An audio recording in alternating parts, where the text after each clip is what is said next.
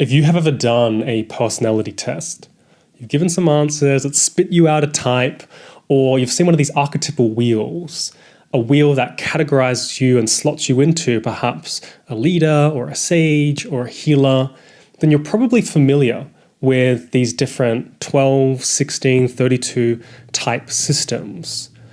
However, when it comes to the career archetypes, there's such a need for differentiation and an attunement to your calling that there are so many more than what these typology systems can offer us, which is why in this video, I'm going to go into depth as to how many career archetypes there actually are, as well as why. Now, my name is Joel Yuli. I'm a philosopher. I am deeply obsessed with vocations and paths and knowing what our calling is in this life. And this is why I'm here. This is why I'm educating people on YouTube, on Instagram, writing articles on Substack. That's why I host a podcast called Career Archetypes Podcast. And it's why I help students step by step through this process of knowing which career path to choose with conviction by unearthing their very own career archetype in our Unearth membership, because the majority of your adult life is spent doing work. The majority. And if you are not doing something that you deeply feel called for, that you're deeply attuned for, then you're wasting that time doing something that you're only going to end up regretting or resenting later on in life. And I want to avoid that at all costs.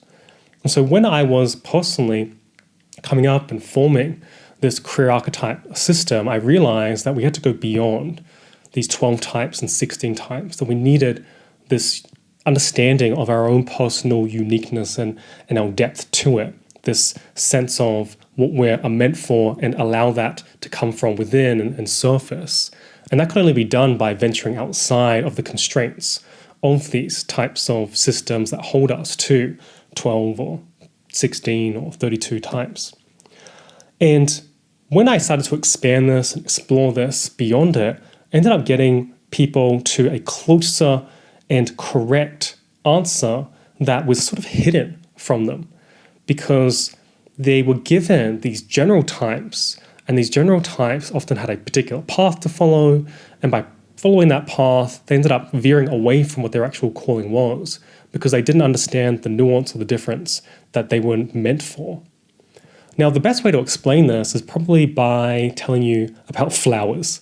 Now, I'm probably the last person that you want to hear talk about flowers. Don't know much about flowers.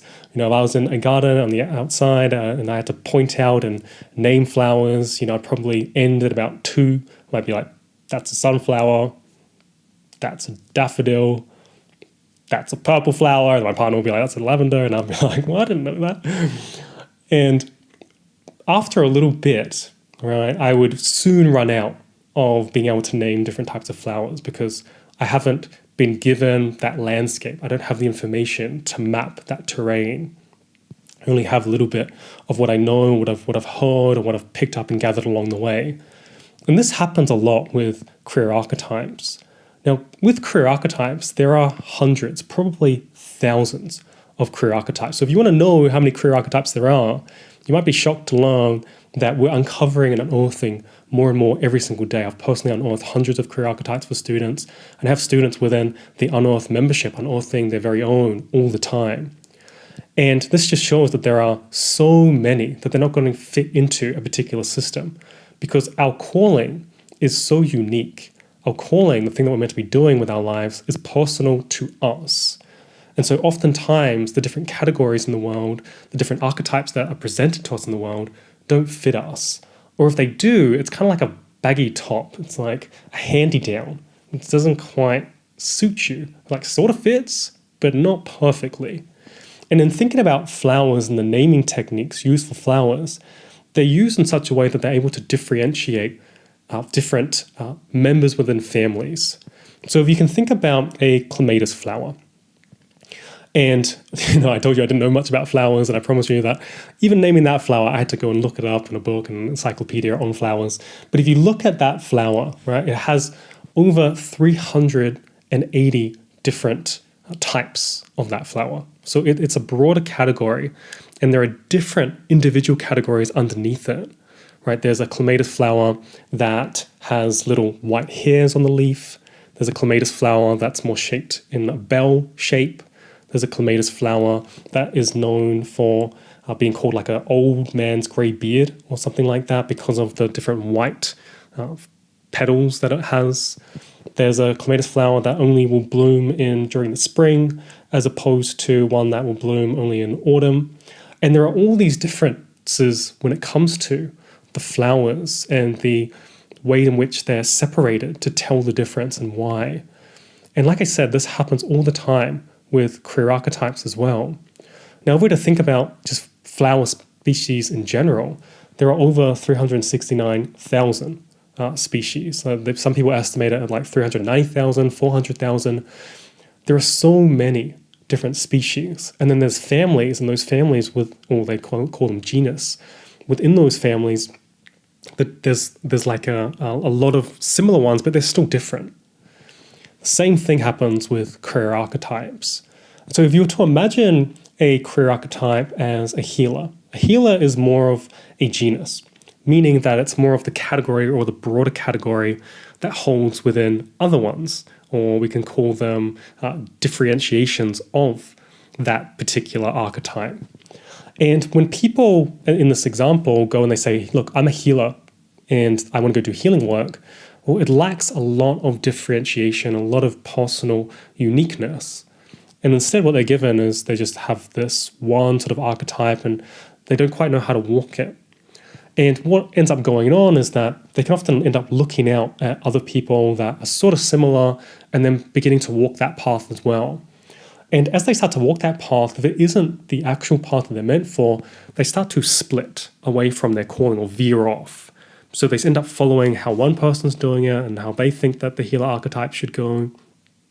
And yet their archetype might have been something a little bit different, and that those nuances and those details are vital because they can take you in a completely different direction. So let's start thinking about the career archetype of the healer. Well, if we were to think about certain archetypes that fit under the healer career archetype, we might have the ancestral healer, the multisensory healer, therapist, psychosomatic healer. I mean, that's just 4 different types of healer career archetypes. And yet there are hundreds of those too. And so the way in which the ancestral healer walks their path versus the psychosomatic healer and how they walk their path versus the art therapist, all incredibly different. And yet if we only had the category of healer career archetype in our mind, then we might end up walking and veering off into a completely different direction from the one that we're actually meant for. And so once again, the details are so vital because even though it might seem like, hey, I took one step in a different direction and one step in a different direction, over a long enough period of time, suddenly you're looking back at your path and being like, shit, this is a completely different area or a completely different place that I wanted to end up. And that's when things like, I don't know if this is my path, come up. This is when people start to look at their path that they're walking and begin to regret it or begin to resent it or start feeling that morning dread on a Sunday. And they're like, at one point I thought this was my path, but now all of a sudden I don't think that this is my path. And this is all because there's that lack of understanding and of the individuality needed to connect you with your own specific career archetype and what that exactly is. Now, in thinking about all the differences when it comes to your own personal career archetype, you can also think about it like a tree. So if you have a tree and it's got a root system down, the general archetype holds everything at its core, in its trunk. And all the different branches that come off are all the differentiations, right? They still come from the same hub, but they're all going in different directions towards a different sky, or we can say towards a different aim. So there's still overlaps of similarities, right? People that have healing career archetypes are still going to find affinity with other people that have healing career archetypes. But one might heal through food. One might heal through conversation. One might heal through the body. And there are so many different ways to approach the craft that knowing yourself and being attuned to yourself and your own tastes and your own interests is so important because it often helps you to understand what your specific career archetype actually is. And the deeper in that you go on knowing what your own personal one is, the more that you realize just how many there are. It's why we can't put this into a simple test and then give people a quick answer, because they have to, one, tune into their own instinct and their own intuition to get there. But two, there might not be an exact answer within a system, or that path might have not have been walked before, and they're the first one to do it. It's a completely new thing that comes out. And this happens all the time as well, where just new types of expressions can happen in the world just because of that person, their uniqueness, their life experiences, coming into contact with this period of history, this time, and it's never been like this before. And suddenly there's this new career archetype where if you were to go and look at some list that was a little bit, from a period, say like 10 years ago, well, that career path isn't even on the list, right? If you were to pull back to, 20 years ago, the word YouTuber would never have even been on the list. Like, this is a new thing.